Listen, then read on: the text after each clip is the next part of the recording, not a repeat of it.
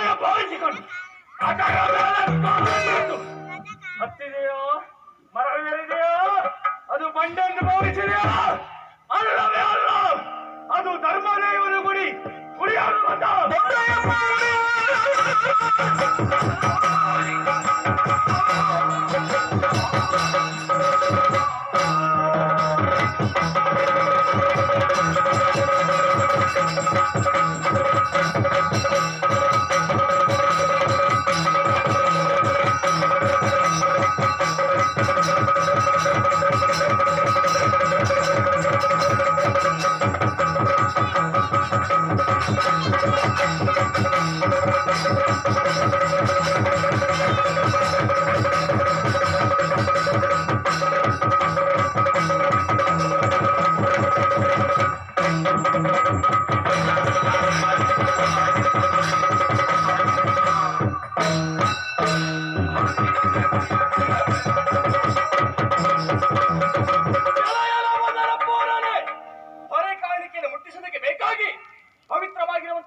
ಕ್ಷೇತ್ರಕ್ಕೆ ಬಂದವ ನೀನು.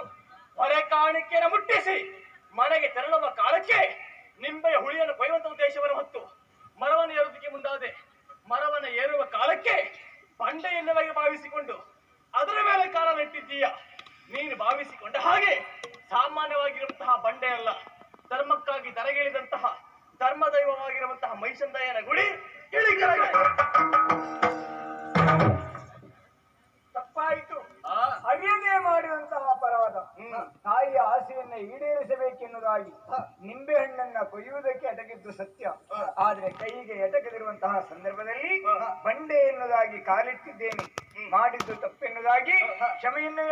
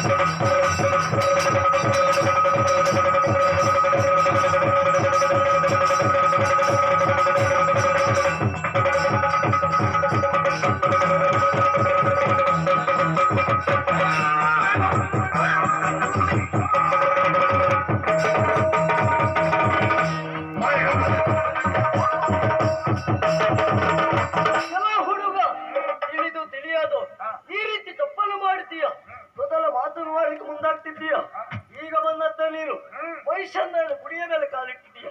ನಾಳೆ ಮತ್ತೊಬ್ಬ ಬರ್ತಾನೆ, ವಿಗ್ರಹ ಮೇಲೆ ಕಾಲಿಟ್ಟು ಮುಂದಾಗ್ತಾನೆ. ಹೀಗೆ ಬಿಟ್ಟಿರ್ತಾಳೆ. ದೇವರ ಮೇಲೆ